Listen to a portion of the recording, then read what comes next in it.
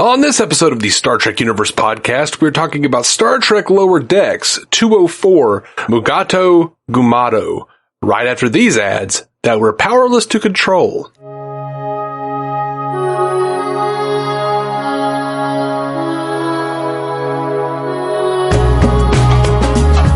Welcome to the Star Trek Universe podcast, the continuing conversation two lifelong friends have been having since they were 6 years old about Star Trek. Now you just get to listen in and hear these sleepy musings about Star Trek Lower Decks. My name is Matthew Carroll. I am David C. Robertson. I'm not sleepy, though. Oh, I'm so sleepy. No, see, here's the thing. I'm going to Dragon Con this weekend, as I think I mentioned on a previous episode. But that means that if we don't do it tonight, I can't do it till like Tuesday. So we got to do this thing, money on the barrelhead, man. Let's talk about Lower Decks. Sure, man. Let's do it. What'd you think? What'd you think of Mugato Gumato? I enjoyed it quite a bit. I really, there wasn't a lot of laughter to it for me. I didn't think this one is as funny, and honestly, I found it kind of frustrating. Like the actual plot of them thinking she was a spy. The characters felt a little dumber in this episode than they normally do, which is saying something. And I like you said, it wasn't a laugh a minute like it often is. This was a weaker episode in my opinion, but it wasn't horrible. It just was a little weaker. Except what was weird for me was that some of the funnier bits was when they were just being ridiculously stupid. Sure, yeah. But, I think it was a little outlandish for them to think that Mariner was a secret agent, but at the same time, they actively disbelieve the guy at first. But then, as happens in real life, the dude just totally brain ninja'd them. Right. And they were just confirmation bias sets in and all that stuff. Yeah. Yeah, I just enjoyed that. I get it. It feels like a season 1 episode, like an episode they should have had when they barely knew her. You know what I mean? Or something. And they even say, this was probably my favorite because I was kind of in the middle of this episode going yeah, but they know her pretty well. I don't know. It just felt a little silly. And then at the end of the episode, Rutherford says, in retrospect, this probably would have come up before now.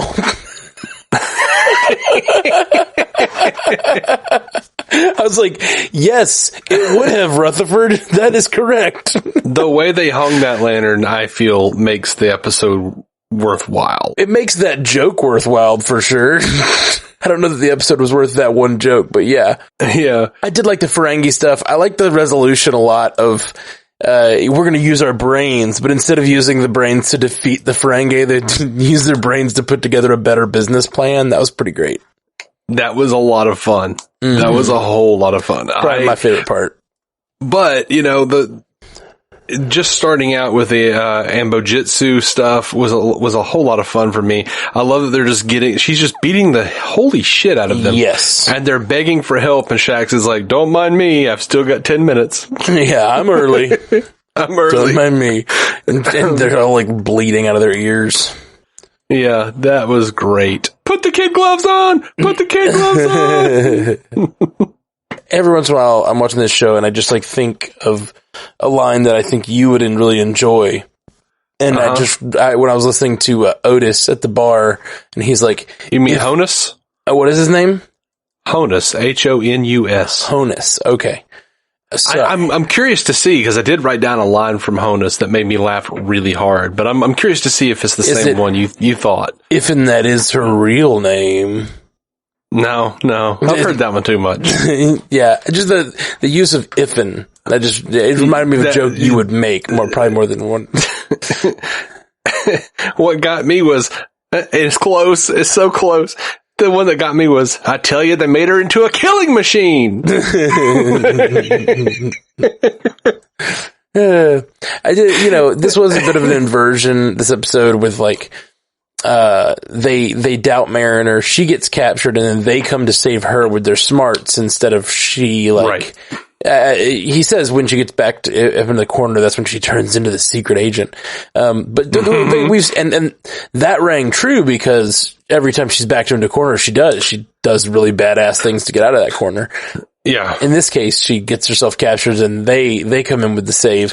And I liked the callback to a compromise. It's like, neither of us are happy. You know what that means? We have a compromise. And in the background, Mariner like joins them by raising a fist and sort of mouthing the word compromise with them. Like she's like joining in, like she's cheerleading on the sidelines for their business plan. I thought that was fun. That was a lot of fun. I did enjoy that. Yes. I was weirded out by Shax running around just eating shit. Yeah, that was a really weird joke. It was, but I enjoyed it. She was like, "I'm pretty sure we're on the right path. You don't have to." Oh God. Yeah, I don't know why this, and maybe I'm wrong, but this episode felt sillier than most, and in multiple ways, it felt sillier than most. Like things just didn't exactly add up. It did not feel as tightly written or as well thought out as most episodes. It felt more like a kid's cartoon to me. Well, yeah, and you know, I don't mind that. Like, sure, I thought it was, and that I think they knew it too, because that's not the only lantern they hung. Is talking about this should have come up before, but like when Tindy is running after the doctor, and then she scans her real quick. She's like, "Oh, that was pretty quick. I don't know why I put up such a fuss." It's like, yeah, why? Yeah, like there was a chase sequence through the ship. Yeah, and then also Dr. Tiana. This is the second episode in a row that she's been like weird. Well, just like or kind compromised. I think kind of making fun of her catness. Like, yeah. You know what I mean? Okay. Like, I see what you say. To her with that bow and arrow and all, you know? But no, like, yeah, it's we talk about it a lot, how like the Star Fleet should be over the sort of like, I don't know, the differences that are so like species based that I don't know, just kind of funny that they keep focusing on the silliness that she is a cat. Yeah. Well, you know, but it is this show. So silly comedy is, you know, kind of what you call an evergreen. I guess so. Get it? See what I did? I didn't get it. Katniss Everdeen. Oh yeah, I forgot that was her name. Sorry. It's a great joke. Great joke. If I had cared more about Hunger Games, then I would really, really guffawed at that one. I mean, you brought it up. I thought we were doing a thing. Sorry. I wish that I knew how to read, and then I would have really gone on that ride with you. You know what? I'd call you a son of a bitch, but I love your mom, and this is not on her. Oh man. So yeah, I enjoyed the Mugatos. I enjoyed the fact that they never said the names right the same way twice. Yes. And they even bring it up. They're like, you know, they have many pronunciation. They say 3 or 4, and then they continually call them different ones throughout the episode. There's even one moment where they really highlight it, where one character, I forget what he says. He comes in, he's like, the Mugato, and then he's like, the Mugato. He like says it 2 times in 2 sentences in a row and says it completely differently. Yep. And that is absolutely a reference to the original series, A Private Little War. In the script, the creature was called Gumato. And DeForest Kelley could not say that word. Yeah. So they changed it to Mugato. And then during the shooting, both Kelly and Shatner pronounced it Mugato. Like, so that they're making fun of the original show that had the Mugato. But here's a weird thing. This is, Shaq says their genitals are sensitive to phaser fire. And I was like, I don't remember them shooting that creature in the crotch in the original series, but that sounds like an obvious reference to that episode. Yeah, that line seemed out of place because it wasn't really a joke, but it had the sort of like cadence of a reference or a joke. And I felt the same way. And I was like, you know what? It's been a while since I've seen A Private Little War. It's not one of my favorite episodes. It's got some really fantastic acting from T. Kelly specifically, I'd say. But, so like I went back and was like looking, and I looked at the original version and the remastered version. They don't shoot that creature in the dick. Chest and stomach. There are two different Mugato that are fighting, and they shoot him once in the chest, and then the other one is in the stomach. I feel like I would have been surprised if they had, but yeah, I don't know what that was a reference to. I have no idea why he said that, because it wasn't funny. Like, it felt like they were making a joke, but it was not funny at all. And so I was like, maybe a reference, but you're right. If not, I guess I have no idea why he said that. Unless it was just like, that sort of, oh, look how random this humor is. But it was, yeah. This episode's weird. I don't think this one's well written. I'm gonna, I always try to be positive regardless, and I still had a good time. I mean, you can have a criticism, but I don't love this episode. I think it's, sort of sloppily written, and it didn't feel like it was for me. And a lot of these episodes, even though this isn't necessarily my kind of show, like a lot of the episodes still feel like they're for me, because they're such love letters to Star Trek. And, while this one had some cool references, I liked the, you guys are those last outposts type of Ferengi, aren't you? Those holdovers. Have you ever heard of Quark? Of course we've heard of Quark. I believe it was some kind of creepy throwback last outpost style Ferengi. I had to stop and write it down. Yeah. But I also loved that she was like, guys, you can just replicate stuff. Yeah. Like this stuff you buy with Latinum, you guys are dumb. You guys are dumb.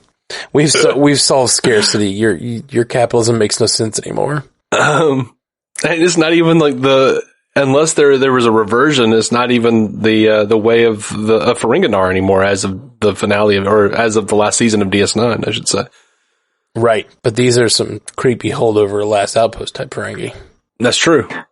A line that got me really hard, and I don't even know why, but I mean it was good. Tendi tells that guy, it says here you should be drinking more milk because your bones are so weak. Bye! Yeah, that was good. That was good. And then he's like, what? No, my bones are, because he's talking to a lady at the bar, and he's like, no, my bones are fine. Oh no, my hip! Oh, one thing, I'm assuming I'm right.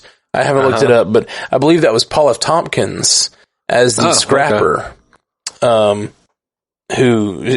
conned her out of her ship. That would make sense, but I haven't paid attention.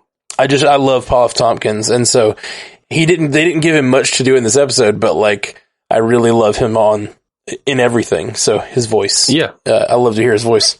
Nice. And that was one of the better jokes of the episode too, was, him being like, what kind of things did you have on your ship? And he just starts naming all of the things on her shelf right in front of him.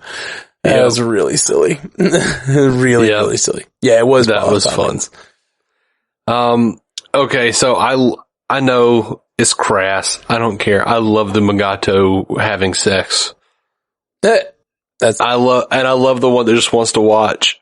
And I love that he was jerking off his horn. Yeah, see, that's the thing. It's like, this episode feels like it's for children. Like, it really does. Like, I don't feel the whole episode felt I hope to me, you wouldn't think that was for children. Right, exactly. That's my point. So the whole episode felt like the humor and the, like, sort of stakes and everything felt super childlike to me. Like, oh, our friend might be a spy. And then you thought I could be a spy. I'm upset at you. Like, all that stuff felt very like Disney Channel. But then in the middle, they have a cuck scene where he's like masturbating in the corner with his horn. Like, that's weird. And like, I didn't love that scene, but it's just not really my kind of humor. It is my kind of humor. Yeah, and that's cool. It was just weird. No kink shaming, you know?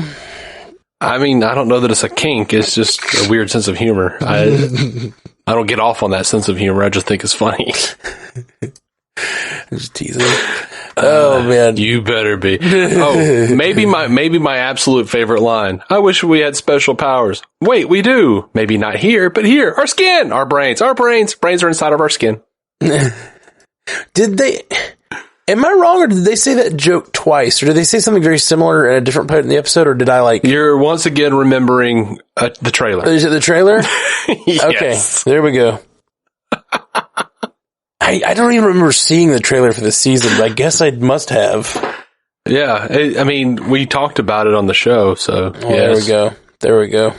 Yeah, yeah. It's like second time now that you've tried to shame the show for repeating a joke that was just in the trailer. I wasn't trying to shame. I thought it was a reference. Like I thought they'd made some similar joke. Honestly, I thought it was earlier in this episode, which is why I was confused. And I wonder if it's because I fell asleep and rewatched this episode because I fell asleep. Oh, okay. So I might have heard that joke twice tonight and been like, did that joke happen already?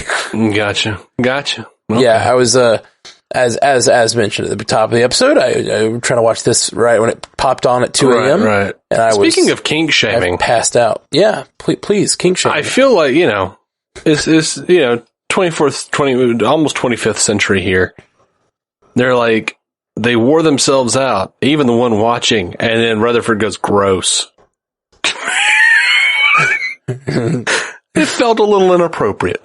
That's funny. It is funny. I did laugh really hard. I didn't even hear him say gross, but yeah, that's funny. Yeah, it's so funny, like, to think, our current sensibilities of what is woke and what isn't, and like, we just covered an episode of The Orville earlier today, and it was the same sort of thing. I was like, are they laughing at the sexuality of this creature, or is this high-minded comedy? Like, we're like trying to discuss like at what point this crosses lines to offensive, even by our standards, and wouldn't it be by their standards? And like, like, eating our own tail, trying to figure out like, is this offensive or is it cool? I really don't know. It's weird. Some of the humor here is weird. It's good. Great fucking show, though. Just a great fucking show. By the way, highly recommend. I love that Shax got bitten in the same place Kirk did in A Private Little War. Oh yeah, that made me happy. And I love that their little projector that they constructed that looked like a cannon at the beginning just looked like the cannon that Kirk constructed in Arena to fight the Gorn. And I'm pretty sure they were playing original series style music. That's awesome. Aside from all that, like, I don't know that I have a lot more to say. Like, I really enjoyed the bartender going, "Oh, your secret safe with me." Like, shifty eye. Yeah, I knew you'd like that bartender. I do like that bartender. I hope he shows up more often. Was that the first we've seen him? As far as I know. I feel like I've seen him before. I mean, maybe he's been in the background, but I don't think he's ever had any lines. I was just teasing you. I was going to give you another chance to accuse me of seeing him in the trailer. Oh, yeah, sorry. I didn't catch that at all. I'm just joking. Man, I agree. I have nothing else to say about this episode. I think it's one of the weaker of the Lower Decks to me. I still had a fun time, but I just thought it didn't perform as well. Yeah, I can see that. It mostly sat in the corner and watched. What? I have another line I really enjoyed. It was the lowest tractor factor. Yeah, I wondered. See, I did not like that joke, and it was similar to that other joke you mentioned where you thought it might be a reference. I was like, I wonder if at some point on the original series they called it a tractor factor, and that's a reference because it felt really clunky, that line, and I was like, I wonder if that's a reference. If it's a reference, it's kind of funny, I guess. If it's not, it feels stupid. I didn't think it was a reference. I just thought it was funny. Yeah, no, I hear you. I did not. Well, if it's to you, enjoy what fine. you enjoy. Yeah, absolutely. Don't yuck my yum, Matt. Yeah, maybe this is just not a show I should watch at 2 a.m. Maybe not. Maybe it's just like I'm too sleepy. I'm not really like engaging properly with the material. I don't know. I mean, it might just be this was sillier and, you know, perversely, you know, weird and silly and in places. And yeah, just maybe you're maybe right. It's just not my cup of Romulan ale or whatever.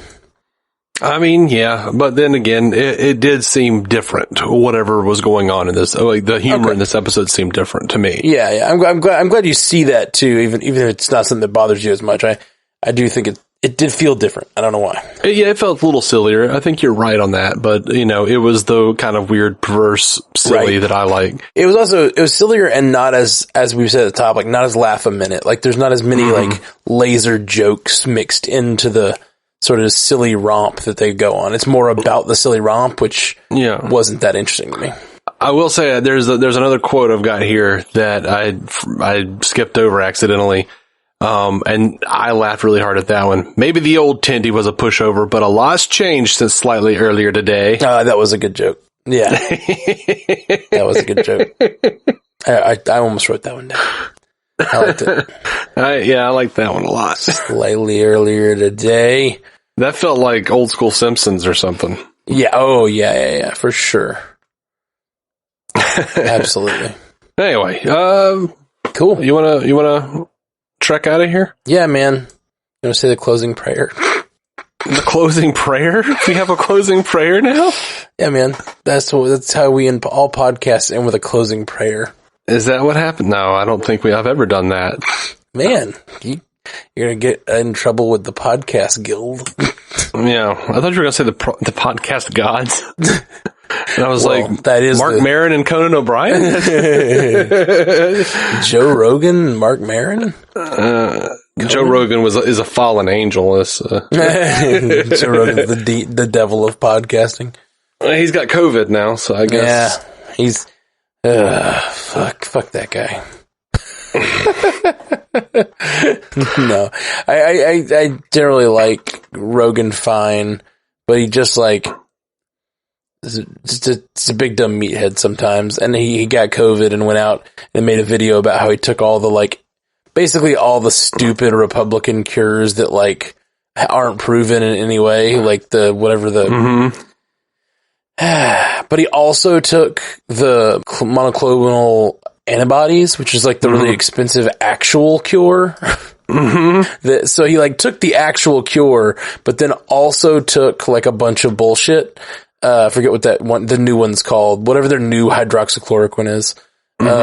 And then he made a video about how I took monoclonal antibodies and I took this and that, and he just starts naming all the stupid things he took. But he took the actual cure, the really expensive thing that they gave the president, and they give it to people who can afford it, but they don't. Yeah.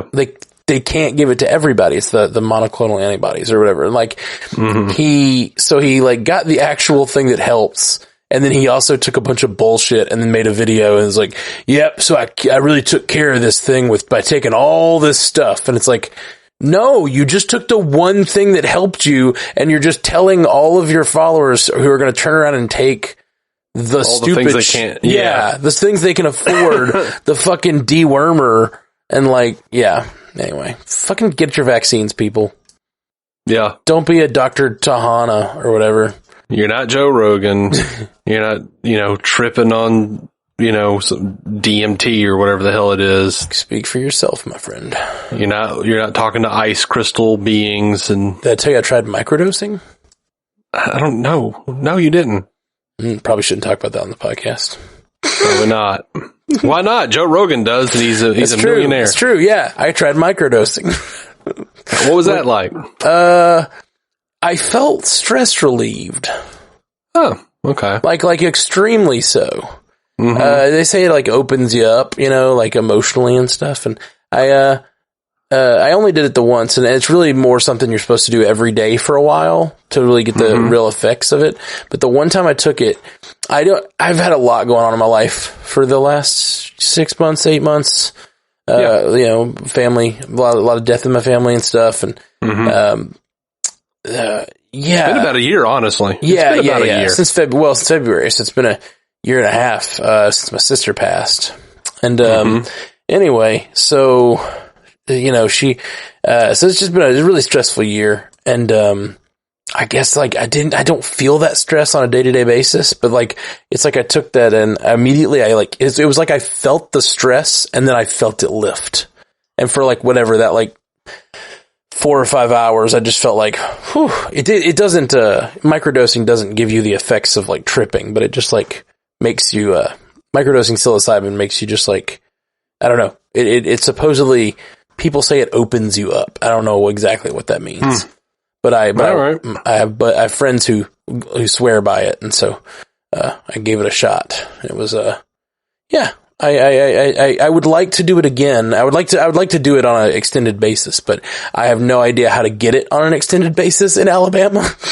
So I don't trust, like, I've never bought drugs in my life, and I don't trust just going down to the local druggie and picking up some of the devil's weed, you know? Yeah. I can see you trotting down the street. Pardon me, local druggie.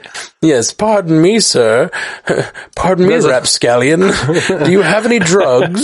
There's a shiny nickel in it for you, my boy. So yeah, I just don't, like, it annoys me though, because I read about and listen to people talk about their experience with that stuff, and some of it seems really, really super helpful to a lot of people, especially people who've been through a lot of trauma. Yeah. And it really bothers me that it's illegal. Like, it really, really bothers me, because especially things like microdosing. I can understand why you don't want people running through the streets tripping all the time, but like a controlled substance that could be controlled and microdosed seems like a no-brainer. I don't know.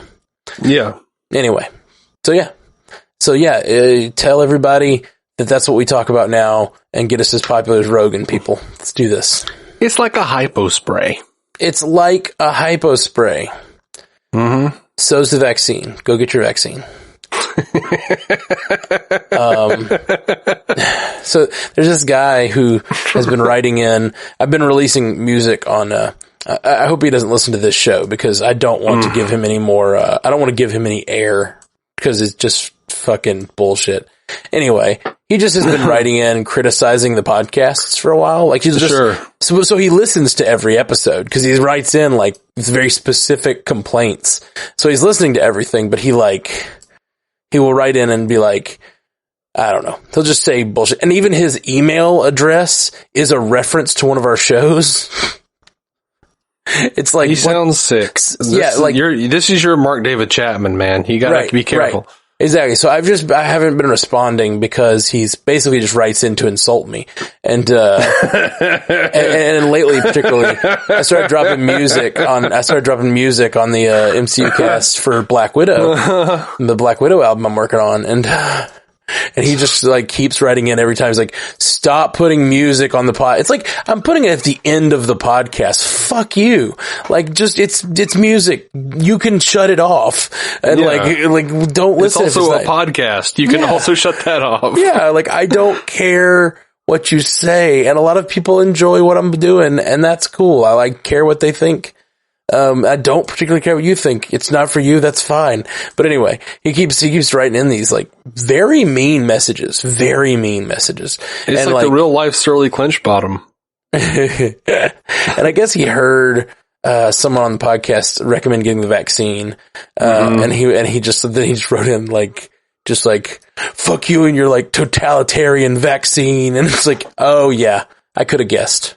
Yeah. I could have guessed that's the kind of guy you were. Fucking dumbass. Yeah. All right. By the way, for the listeners out there, Surly Clench Bottom was a character I created a million years ago. That's right. Who basically I found like some picture of an old man looking angry in a hat. He made a Facebook profile for Surly Clench Bottom, and he trolled everyone on Facebook for a while. I did, and Surly made a page called I Hate Matt Carroll. Oh, that's right. Yeah. And he just like showed up on your pages and was like, this is terrible. It was very clearly a joke, but Still hurt.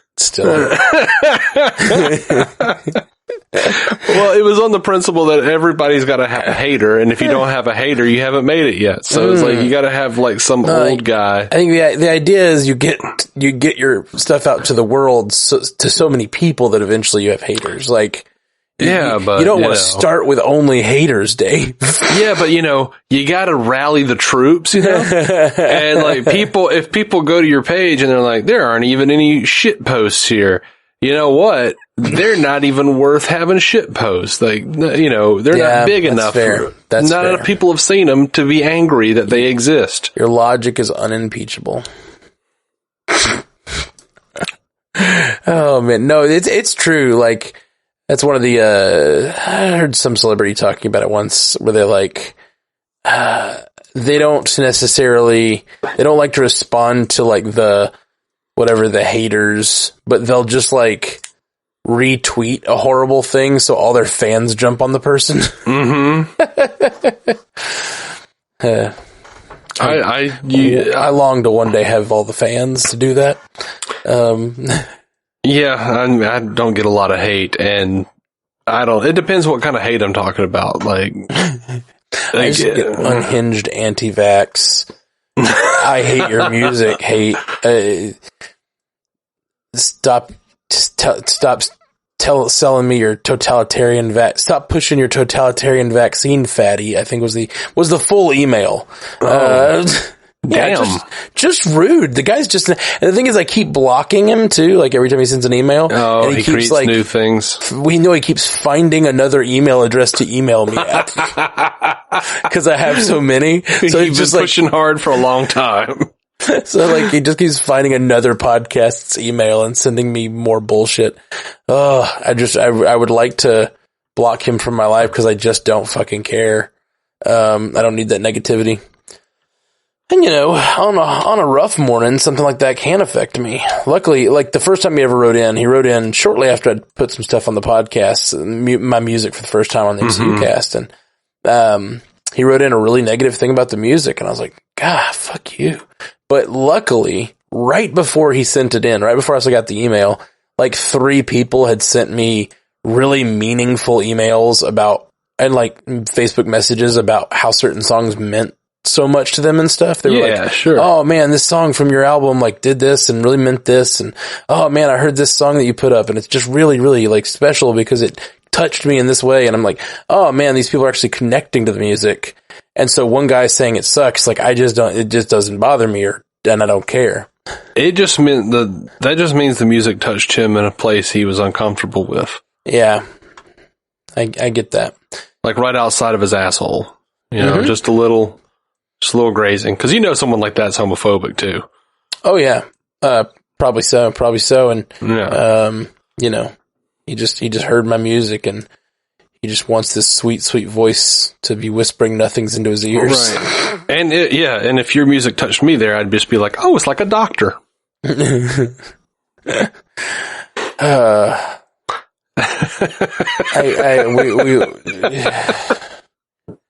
All right.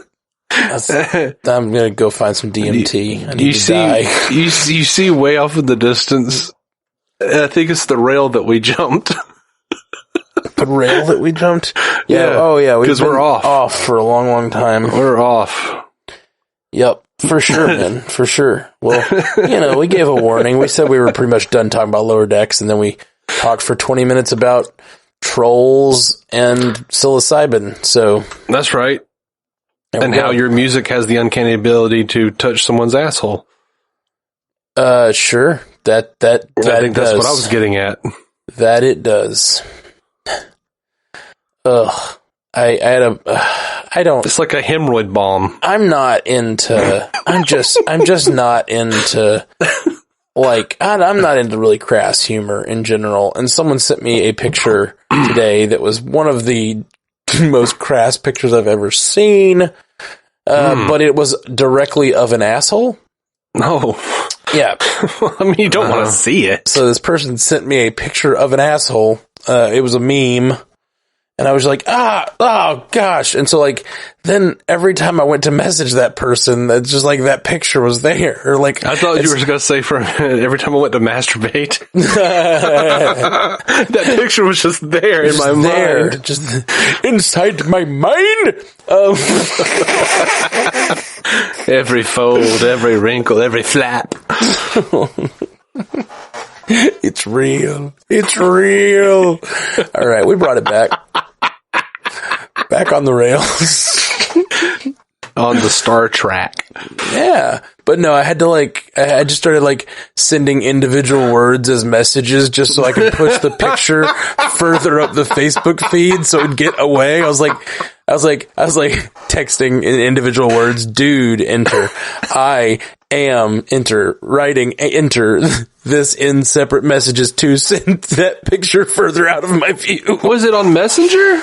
Yes. Why didn't you just like hold your thumb down and hit remove from me? I guess I probably could have done that. I was on my computer. I didn't think about it. Okay, well, you could do it with your mouse. Yeah, you're right. You're right. I definitely could have. I just didn't think about it. I was just like,